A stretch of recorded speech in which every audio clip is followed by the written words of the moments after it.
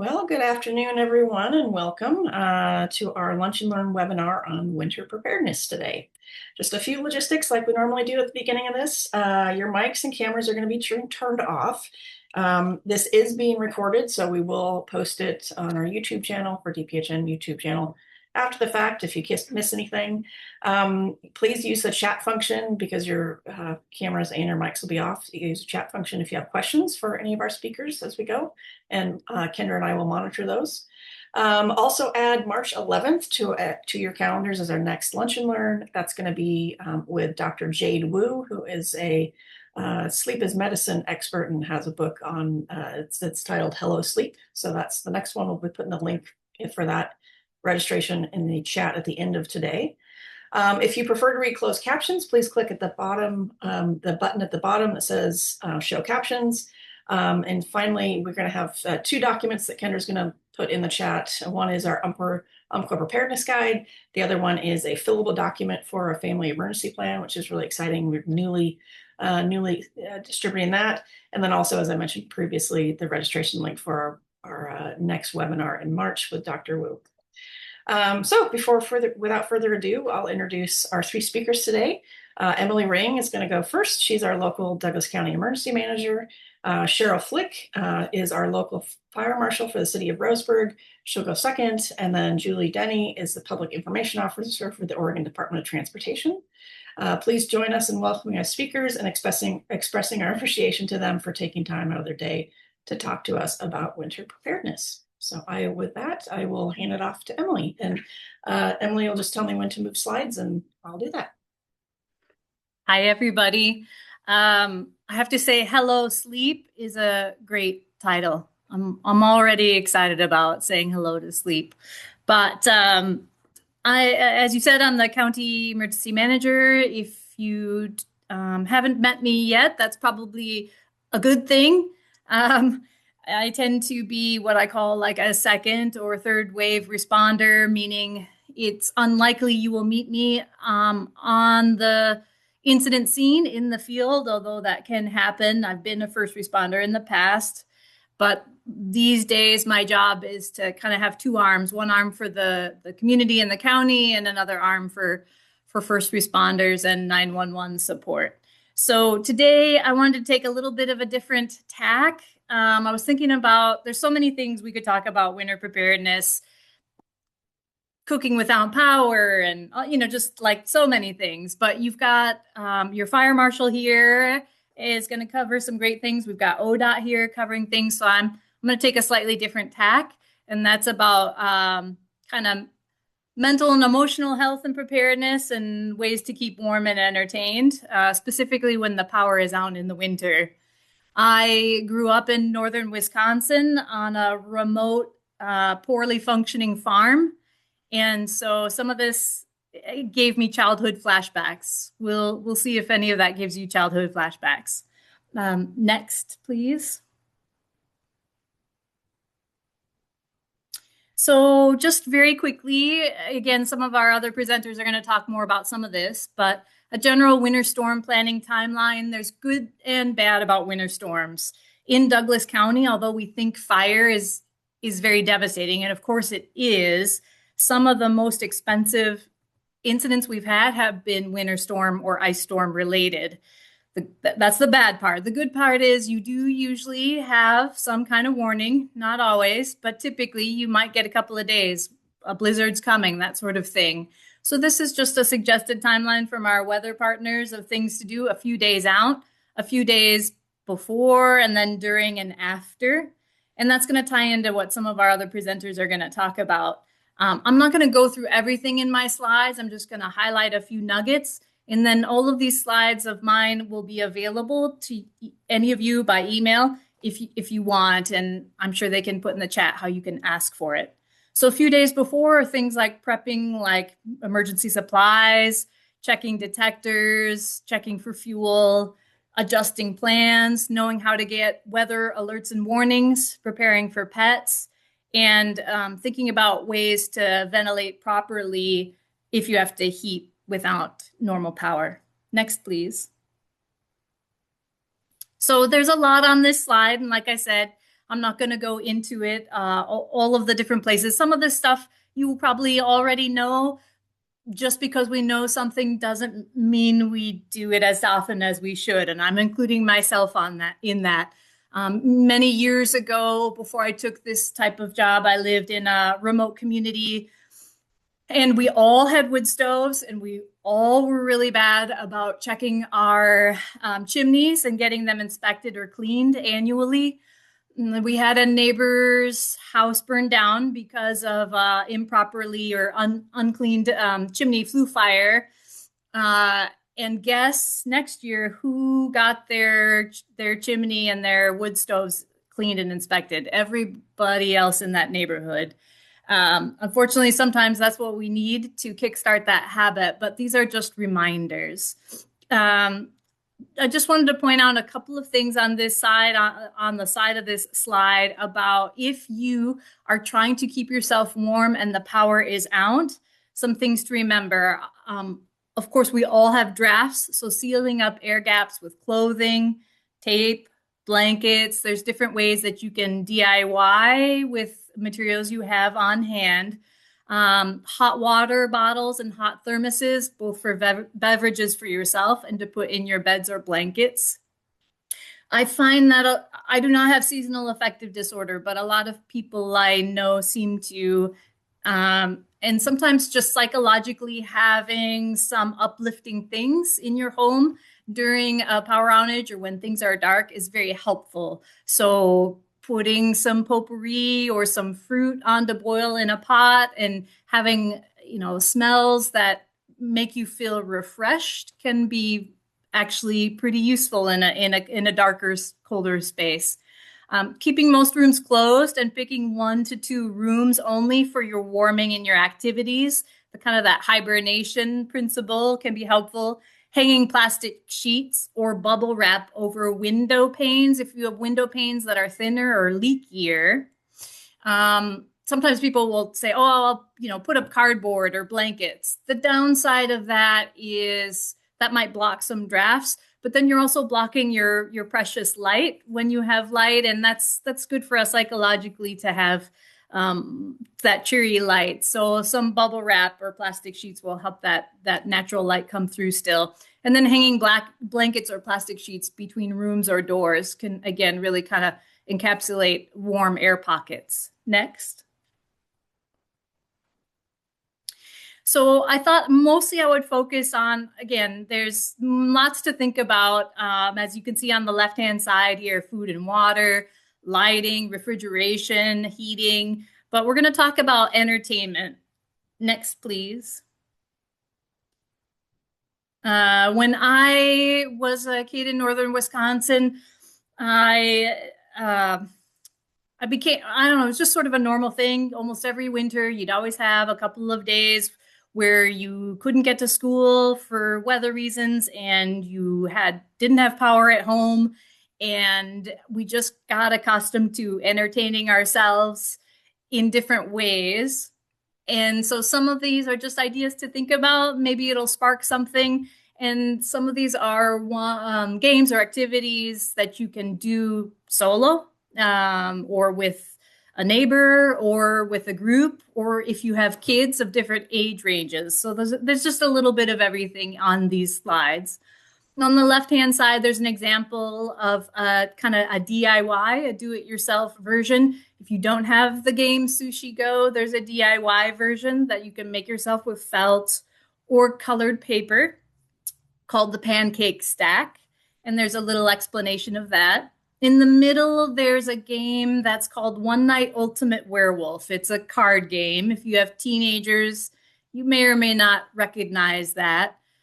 There's a kind of a do-it-yourself physical version called either Mafia or Mafia and Werewolves. This version is called Villagers and Werewolves, and it's perfect for dark rooms and for teenagers, usually to adults.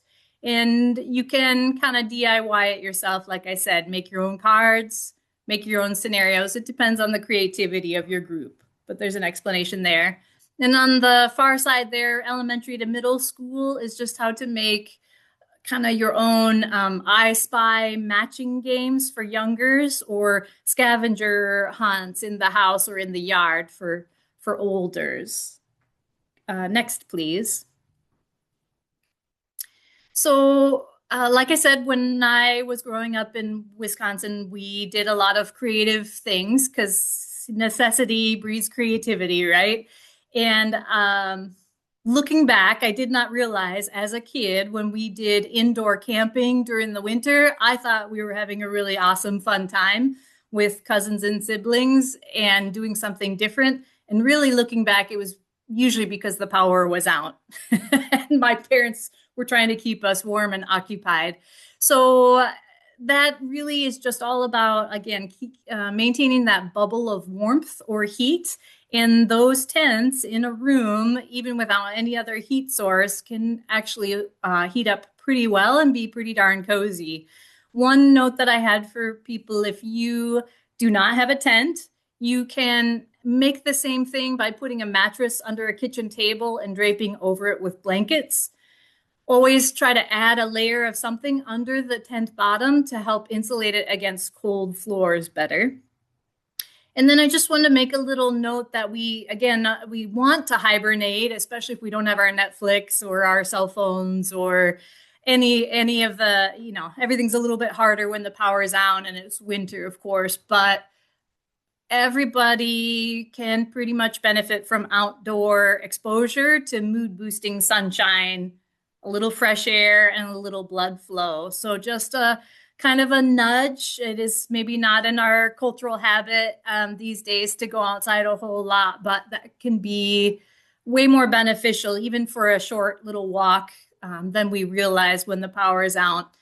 And just a little DIY note, if you do not have waterproof boots or you find in winter that your boots are now leaking, something we did, it's cheap, it's a little silly, but it's super effective as we had plastic bags or bread bags. You put your foot in those bread bags and then you put them in the boot and you just go for it for a quick little fix. Next, please. So lots of indoor ideas here for entertainment, again, for various ages and for different approaches. So I'm going to let you kind of skim at those. You can ask for those copies if you're interested. I'm just going to highlight the Happily Sadly game because it requires nothing. You don't need paper. You don't need anything else. You just need the ability to communicate and maybe a sense of humor. So the Happily Sadly game for most ages. You sit in a circular line so everyone can hear each other, and someone starts the story with a happily statement. So, for example, is happily, I found a treasure map. The person next to you continues with a sadly statement that challenges or contradicts, like, well, sadly, the map was too wet to read. And you just go back and forth, happily, sadly. You take turns until you finish the story or you do a certain number of rounds. Next, please. These are outdoor ideas. I called them the Mud and Snow Olympics because currently, obviously, this year we have no snow. We do have a little mud. We'll see if we end up with snow by the end of this winter or not. But ways to DIY your own snow paint, your own snow and mud Olympics, target throws, how to make ice block forts. It has been cold enough for a couple of nights. You could have gotten some ice blocks going. But again, just some things to think about there. Next. So I hope that you kind of got jogged with one activity for individual or group entertainment that you might like to try if you're so forced by a power outage and need to stay warm and cozy. And the last note down here I just had was if you have younger kids, there is a free booklet that's out there called Prepare with Pedro. This one in particular is for power outages, that activity booklet. There's a link there. And then we also do usually hand those out physically from my office. That's all I have for right now. Thank you. Great. Thank you so much, Emily. That was great. I think Cheryl is up next, so I'll hand it off to Cheryl. Hey everybody, I'm Cheryl Flick, Fire Marshal with the Roseburg Fire Department. Our portion of emergency preparedness for families, we wanted to cover home heating and electrical safety. When it's wintertime and the weather's turned, we tend to spend more time indoors with our families. And when we're indoors, our reliance on equipment and electricity goes up.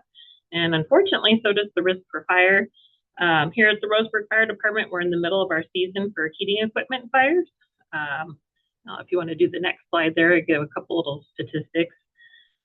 Um, Home heating equipment is the leading cause of the U.S. home fires during the months of December, January, and February, when nearly 48% of all U.S. home heating equipment fires occur.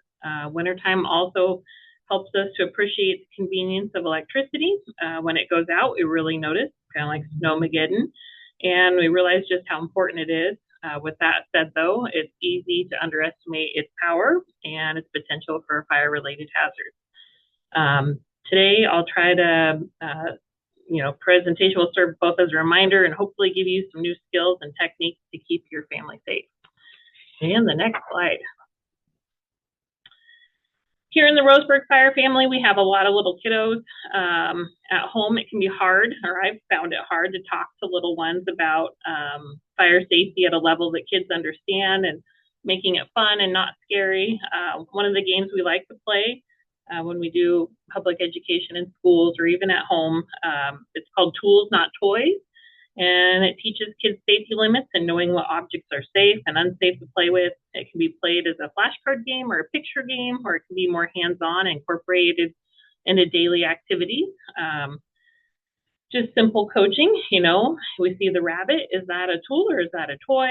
And then we see scissors or we see a lighter, is that a tool or is that a toy? And who's allowed to use a tool? Who's allowed to use a toy? What do you do if you find a tool? We leave it alone. We tell an adult, that kind of thing. And the next slide.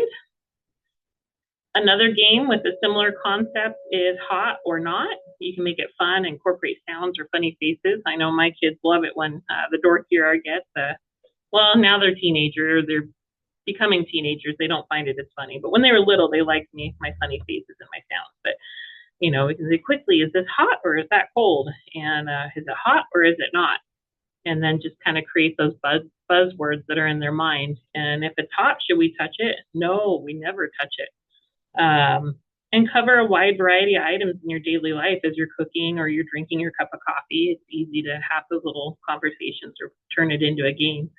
And Douglas County, we're pretty rural. Keep that in mind. If, part of our fire prevention is also burn prevention. And our closest burn center, I don't know that most people know, is up at Legacy, Emmanuel, and Portland. So it's a little ways away if we do have an incident with a burn. And the next slide.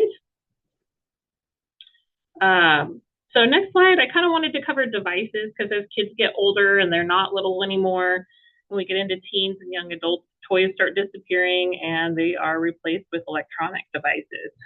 We wanted to cover a little bit about devices and lithium-ion batteries. More and more household items are now powered by lithium-ion batteries. And that's a big word. What is that?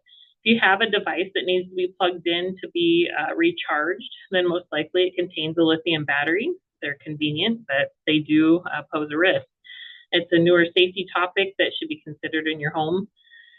You'll see things in the news where the dogs chewed on the toy, the remote control for the toy car, and it, sparks the fire and lights the dog bed on fire. You'll start seeing more and more, I think, incidents like that in the news, or we're starting to see more.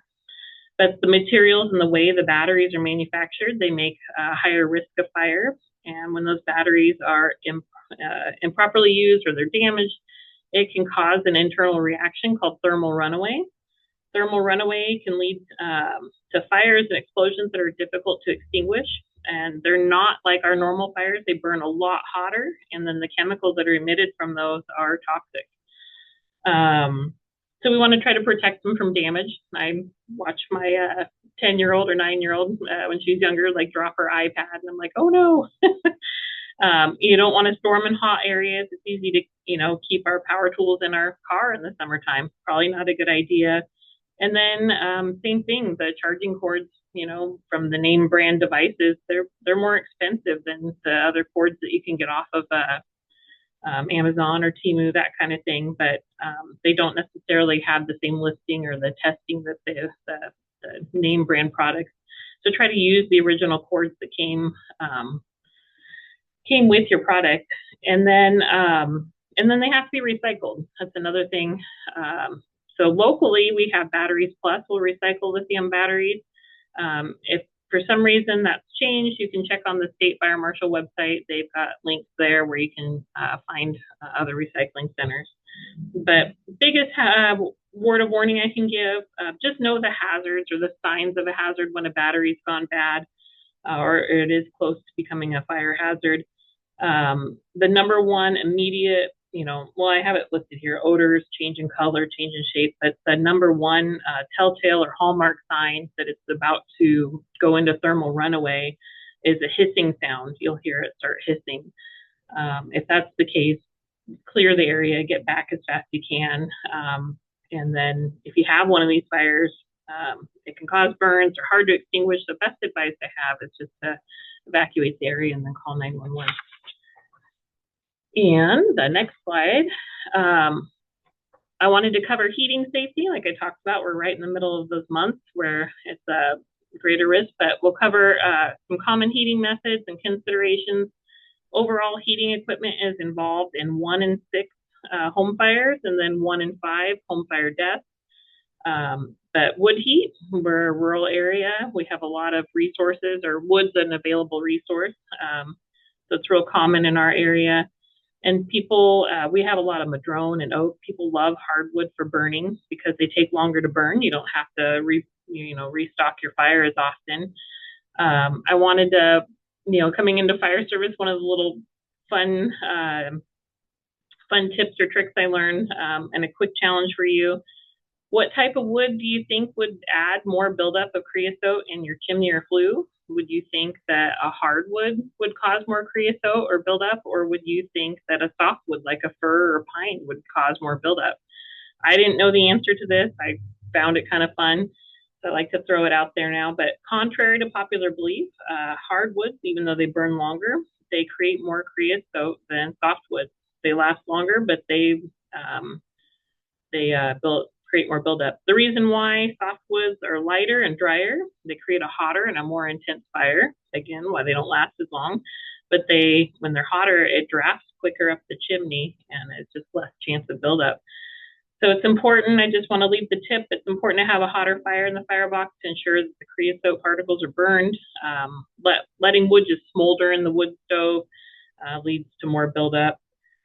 And then looking at our bullet points here, it's important to burn dry firewood. Newly cut firewood has more moisture. It's hard to burn. It'll produce more smoke, but not just more smoke, but it'll also lead to a bigger buildup in your chimney or your flue, which can be dangerous. Once there's a buildup, then you have a higher potential of fire. And the next slide. Real quick before we switch slides, sorry to interrupt. There was a question in the chat. Okay. Emmy says, I have a gas fireplace. Is the distance still applicable?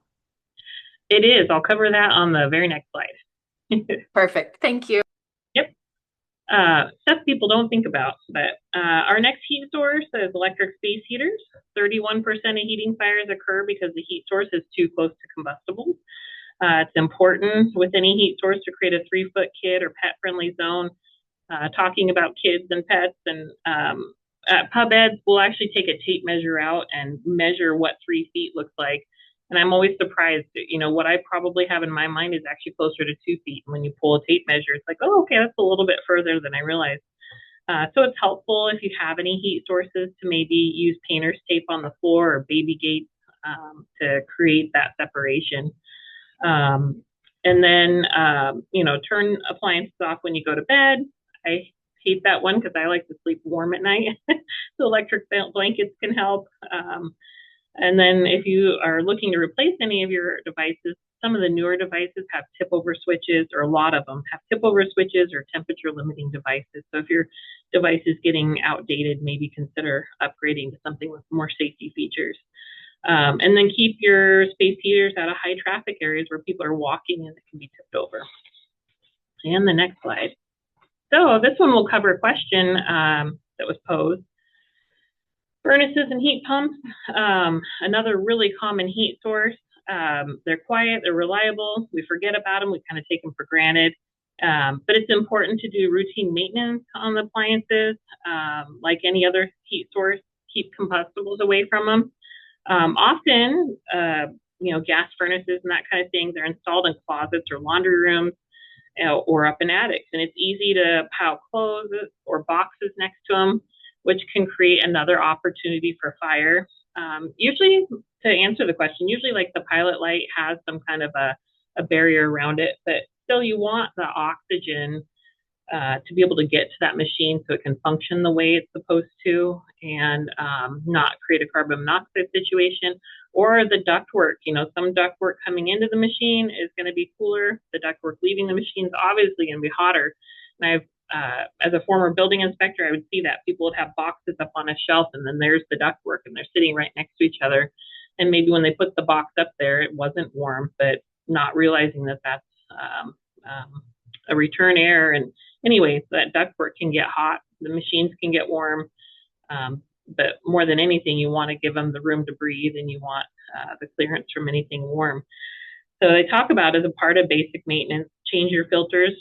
Dirty filters don't cause fires, but they do kind of starve the machine for oxygen, and then they can, it's hard on them. It'll make them work harder, which can cause a fire risk. And keep vents clear and have your machine serviced or think about having them serviced annually. And next slide. The last thing, or one of the other things we wanted to cover was electrical safety. Again, we move indoors. Largest cause of electrical failure leading to structure fire is overloading electrical outlets. The capacity of a common wall outlet, like you see in the picture, most of the time it's 15 to 20 amps. Keeping that in mind, you can kind of see the different devices I put up there. Those are all heating devices. One really popular device now that I forgot to put on the slide was the air fryer. Most of the time an air fryer is heating devices draw a lot more power, and an air fryer will draw almost 15 amps. That's like 14.7 amps. So thinking about that, we suggest that you should never plug two heating devices in on the same outlet or the same run of outlets at a time, and they should always be plugged directly into the wall, not a power strip. But just think about any kind of a heating device is just going to draw more power, and run one item at a time, and make sure that they're always plugged into the wall. And the next slide.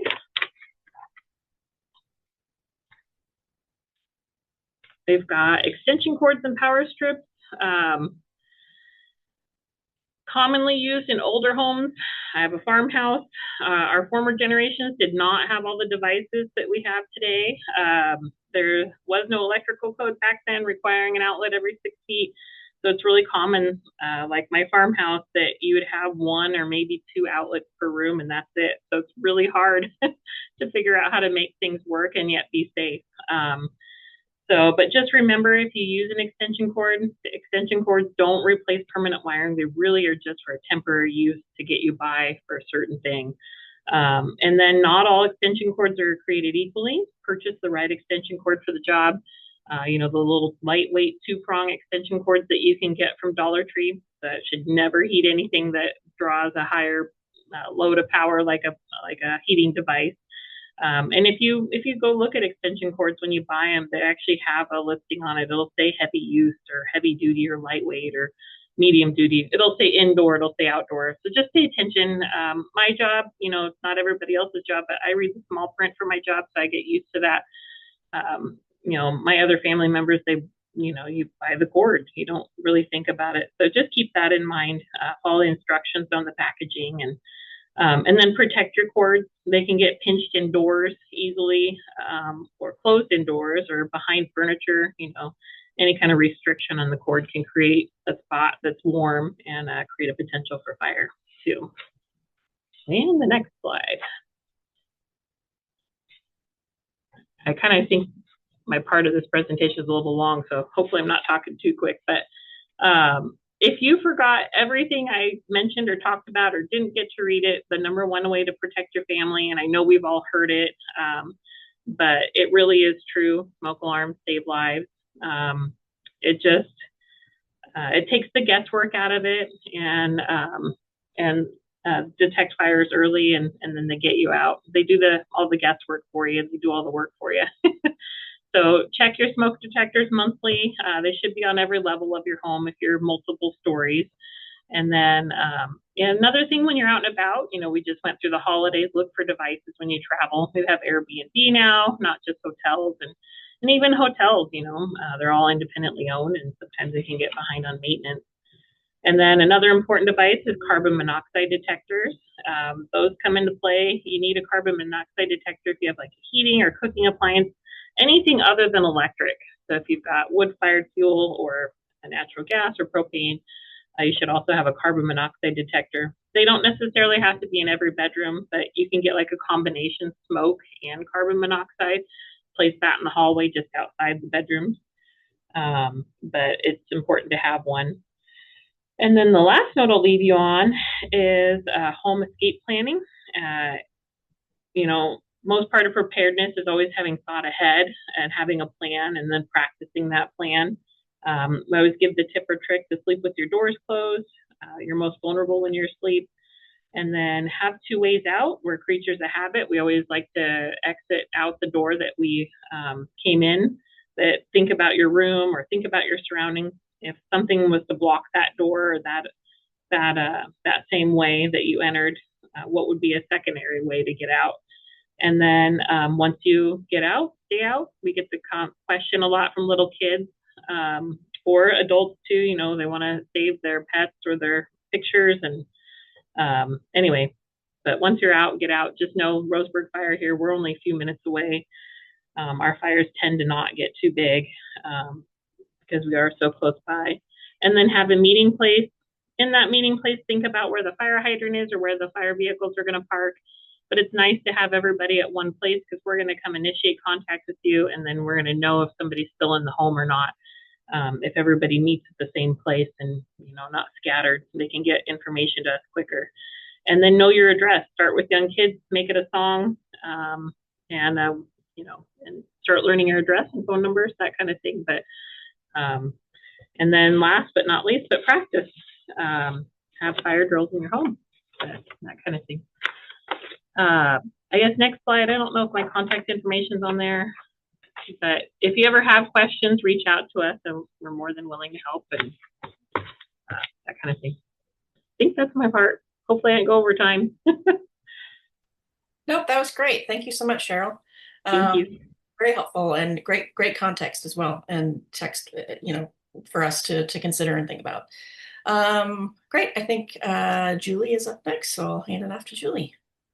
Great, thank you. So much good information shared already. So I'll be talking a little bit about winter driving. Winter is our busy season at ODOT. We're busy all year, but winter is when things tend to get very busy, especially in our high elevation areas. But I wanted to go over just what to do to prepare yourselves and your families to be safe, and a few reminders and tips for driving in winter weather. Next slide. Before you even get on the road, make sure that you're prepared. If you have a road trip coming up, or even if you're just driving across town, it's a good idea to check tripcheck.com, which is our website with road conditions and road closures. The phone version of that is 511. If you call that, you can get the same information. It's all divided up by region, so you can select the highway that you are looking at. We recommend that you check the weather forecast and make sure that you're checking it for your entire route, not just where you're starting and where you're stopping. Check the entire thing. We like to use the National Weather Service website because they have a map where you can click right on the exact area where you need a forecast, and it's really helpful. And before you start your trip, make sure your vehicle is ready to go.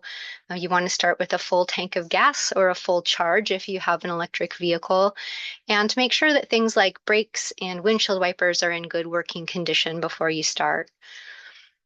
And we want to make sure, this is kind of like what Emily was talking about, have emergency supplies in your vehicle and just keep them in there all year round, but make sure that they're replenished and there are things that you need.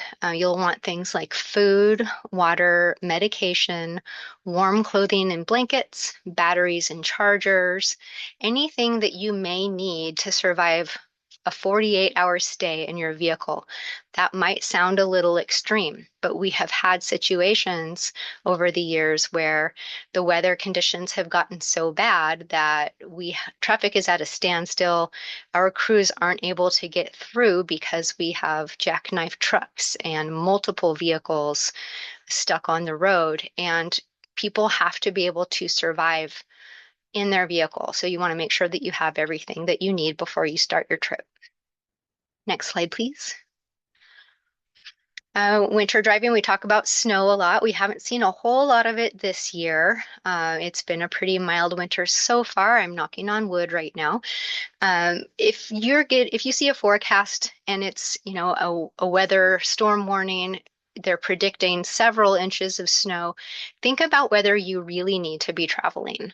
Think about the timing of your trip, whether you can go early, whether you can start late, or whether you need to travel at all. If you are going to be out on the road, give yourself extra time to get where you're going. Keep your speed low so that you have time to react, and allow yourself extra distance between your vehicle and the vehicle ahead of you, again, to create that distance so that you have more time and space to stop if you need to. During snow and really any weather condition, it's a good idea to have your headlights on. It helps you see and it helps people see you. And we'll get into chains a little bit more later, but make sure that you have chains in your vehicle that fit your vehicle, and be prepared to use them even if you don't think the conditions will warrant it. Know how to use them and be prepared to put them on if they're required. If you're driving and you need to slow down and you feel like you're starting to slide, ease up off your brakes carefully. You don't want to slam on your brakes because that will make you skid worse. The general rule of thumb is to do less of what got you into trouble, whether that's braking or accelerating or steering. Next slide, please. Another problem we've seen quite a bit lately, I'm in the Rogue Valley at the moment, and we had several days of freezing fog and black ice. They tend to happen at the same time. Not always, you can have one without the other, but it's another reminder that even if you're not seeing snow on the road could be affected by ice. You'll again want to slow down. Don't drive faster than you can see. That applies to fog. If your visibility is only a couple 100 feet, if that, you shouldn't be driving the speed limit because you won't be able to stop in time if you need to. So consider lowering your speed and make sure that you can see ahead of you.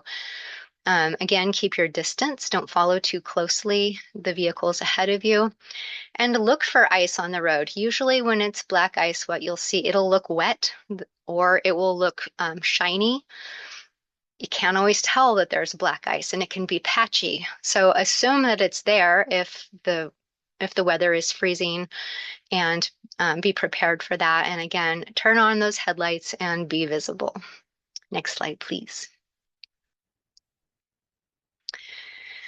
During the winter from November 1st to March 31st, you are allowed to use studded tires in Oregon. We recommend that you don't use them unless you absolutely need them because they cause millions of dollars of damage to Oregon highways every year. There's been a lot of technological advances in tires the last several years, and all-weather tires that don't have studs are very good for traction and something to consider if you do swap out your tires in the winter time. To figure out which ones are the best, you'll want to make sure that they are all-weather, not all-season tires, and they have that little three-peaked mountain with a snowflake emblem on them, and that'll let you know that they are considered traction devices, and that applies to the chain law as well when we're talking about traction tires. Next slide, please. There's a couple different ways to look at snow zones. A lot of people just think it's wintertime. It's a snow zone everywhere. I am prepared for it. Other people think a snow zone is just the mountains. So look for those signs because they tell you what you need to do. They have different messages on them that will let you know what you need to be prepared for, whether chains are required, whether you just need to be carrying them or using traction tires. But if the conditions get very bad, no matter what kind of tires you have, no matter what kind of vehicle you're driving, four-wheel drive, all-wheel drive, how heavy it is, it may be too bad of a road surface to proceed without chains. Even if you normally wouldn't need them, you may need them. It also may be so bad that using chains isn't going to help you either. And what we call that is a conditional road closure. And it means that you have to use chains, period, no matter what kind of vehicle you're driving. And we will set up chain checkpoints, especially on our busier highways like I-5 over the Siskiyou Pass and the lower passes in Douglas and Josephine counties. And again, that's something that can happen anywhere in Oregon. A couple years ago, we had that really bad storm where I-5 in Lane County, northern Douglas County, and actually all the way up toward Portland was at nearly a standstill, and people were stranded in their vehicles for almost a day. That's a really long time, and most people who travel I-5 in that area don't expect to need tire chains. And a lot of people were not prepared. And that's the kind of thing that we're talking about when we say that you should always be prepared and be ready to use chains even in areas where you normally wouldn't need them. Next slide, please. And when it comes to chains, there's the requirement to have them in your vehicle during the winter. But don't just carry them, know how to use them, and make sure they're the right chains for your vehicle. If you had an old set of chains from an old vehicle and you just threw them into your new vehicle, they may not fit the tires you have now. They may not work with the vehicle you have now. So make sure that they fit and that you know how to use them.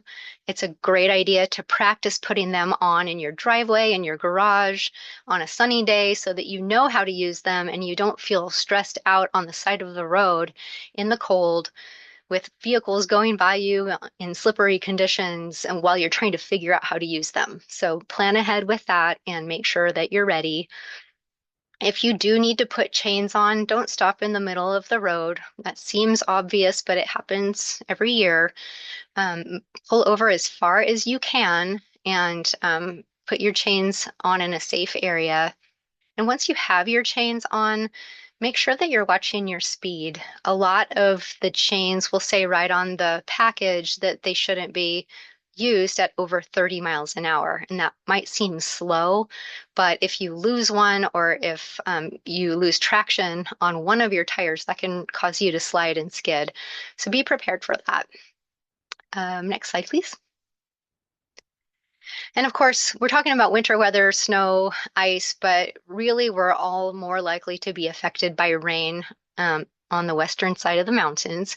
So just, keep in mind that the winter storms that we see that bring rain can bring a lot of rain in a short period of time. And that can cause the rain to build up on the road and you can hydroplane and lose control of your vehicle. That's most dangerous just after a dry spell and it rains for the first time. The oils rise up to the top of the surface and the road is more slippery. So slow down, make sure that you are using your headlights, don't use cruise control, and again, make sure you're giving yourself enough distance between your vehicle and the vehicle ahead of you so you can stop if you need to. Next slide. A few other things we see during the winter, when we have winter storms, we've had widespread winter storms where we have seen essentially every possible type of hazard across Southwest Oregon. It's snow in the mountains, flooding toward the coast and in our valley highways,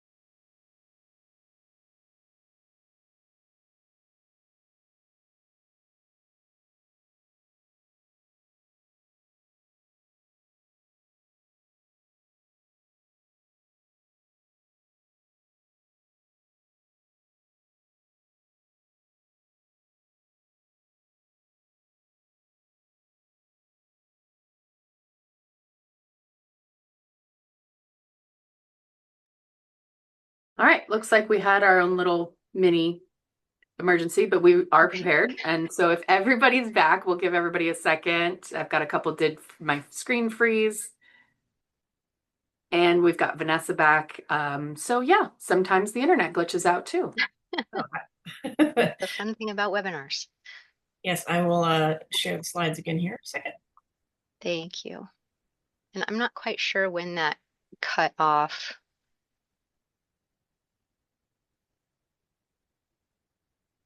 For me, it cut off just as you were talking about flooding on the coast and lots of different weather events happening. Okay.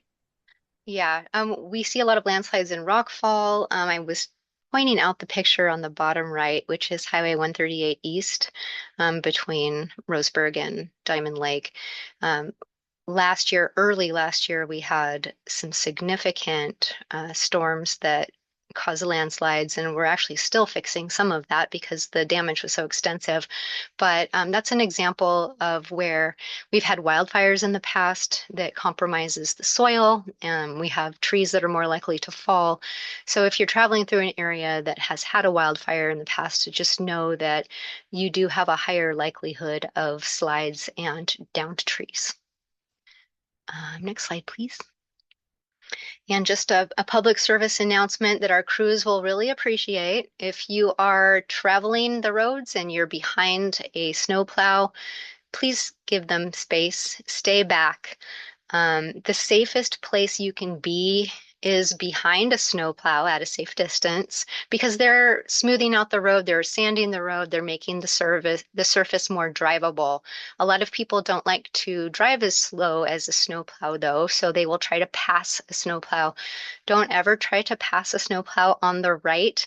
The blade that you see on the front extends a little ways from the truck, and it also pushes everything off of the road, snow, ice, gravel, rocks, whatever debris is on the road, and that will be right in your path. There's also another blade, it's hard to see in this picture, that extends from the right side of the vehicle a little ways back from the front blade, and it helps to push the debris farther off the road. People don't see those, and they end up trying to pass a snowplow on the right and crash. Not good for anybody involved. It takes our snowplow off the road, which means they're not plowing anymore. And it usually causes a crash and a lot of damage. So please give them space. I know they appreciate it. And keep yourselves safe by not passing on the right. And I think that's all I have. Thank you very much. Excellent. Thank you so much, Julie. So we've got some time for questions. If anybody has questions, they can put them in the chat, and Kendra and I will refer those to our speakers. Any questions?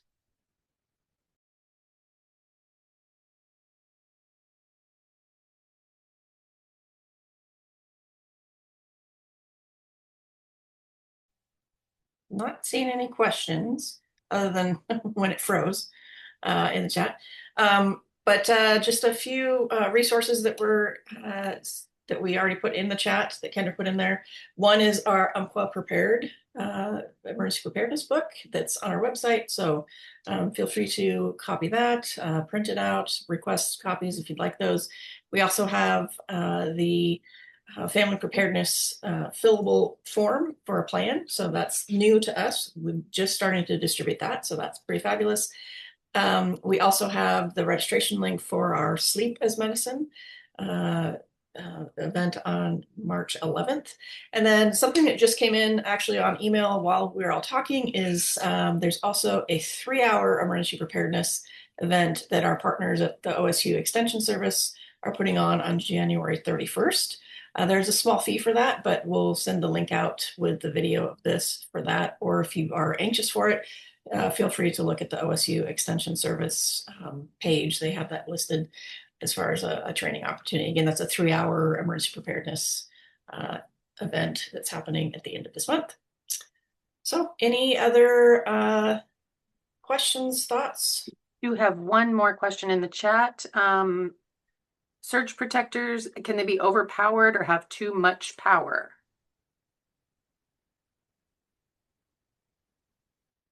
Oh, Cheryl, you're on mute. There we go. They can be overpowered. They're really more for lightweight devices like your phone or I guess the time that you would never use a surge protector, anything that creates heat or runs like a continuous motor, plug those items directly to the wall. So space heaters, anything that heats up, refrigerators, or runs constantly, you don't want to have those plugged into power strip. You want to plug those right into the wall. I think even that slide 10, it kind of had a picture. And if you don't know and you're not aware, the things to watch for, you'll see like a discoloration. Unplug the appliances once in a while and look at the power strip. You'll see kind of the plastic start to get discolored, or you'll see the end of the plug for the appliance start to get discolored, or those are signs that something's not happened the way it's supposed to, and probably get rid of that device. That any kind of heating devices, make sure those are always plugged to the wall. Great, thanks, Cheryl. And we do actually have another question. My home has an older burglar alarm. Should I remove the sensors and batteries? So burglar alarm's different than a smoke detection system. Maybe some of those new security, sounds like maybe that's an older one. I'm not exactly sure, but I know there are new security systems that include smoke detectors. Every smoke detector is a little bit different. Some of them now, they've got a really good battery in them the last 10 years. Others have to be changed out every year. If you're not sure, and I'm not sure on your system, you can call in a professional and have them come take a peek at that, or an electrician probably be able to answer that same question. Great. And then I also see a question about whether or not we're going to send the slides out. So we will send the recording of all of this with the slides, but then we'll also send Kendra, right? We can send the PowerPoint. It's a pretty big file is the problem. So I had an issue this morning with all the pictures and emailing it. So emailing might not be an option, but we'll for sure have them all in the recording of this that we'll have posted in the next week.